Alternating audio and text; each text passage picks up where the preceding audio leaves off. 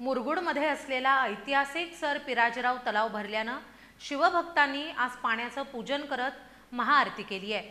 तलावाला पाणी पुरवठा करणाऱ्या ओढ्यांचीही स्वच्छता करत पर्यावरण संवर्धनाचं अनोखं उदाहरण त्यांनी यावेळी सादर केलंय।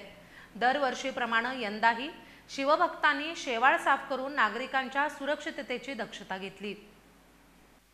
कोल्हापूर जिल्ह्यातील मुरगुड शहरातील ऐतिहासिक सर पिराजीराव तलाव यंदा पहिल्यांदाच पावसाळ्याच्या सुरुवातीलाच म्हणजे जून महिन्याच्या अखेरीसच पूर्ण क्षमतेने भरलाय।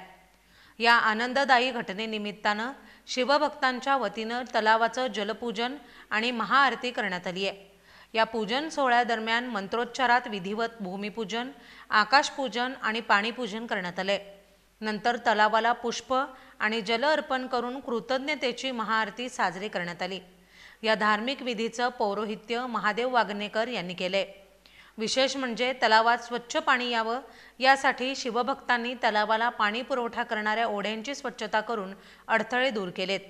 त्यामुळेच यंदा तलाव वेळेआधी भरू शकला। तलावाच्या सांडव्यातून पाणी बाहेर पडताना मोठ्या प्रमाणावर शेवाळ निर्माण होऊन निसरडेपणा निर्माण होतो।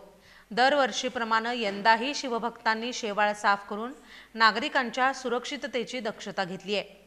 पूजनाचा हा उपक्रम समस्त मुरगुड आणि शिंदेवाडी ग्रामस्थांच्या वतीनं पार पडला असून तलावाला जीवनसाथी मानत कृतज्ञतेचा भाव व्यक्त करण्यात आलाय।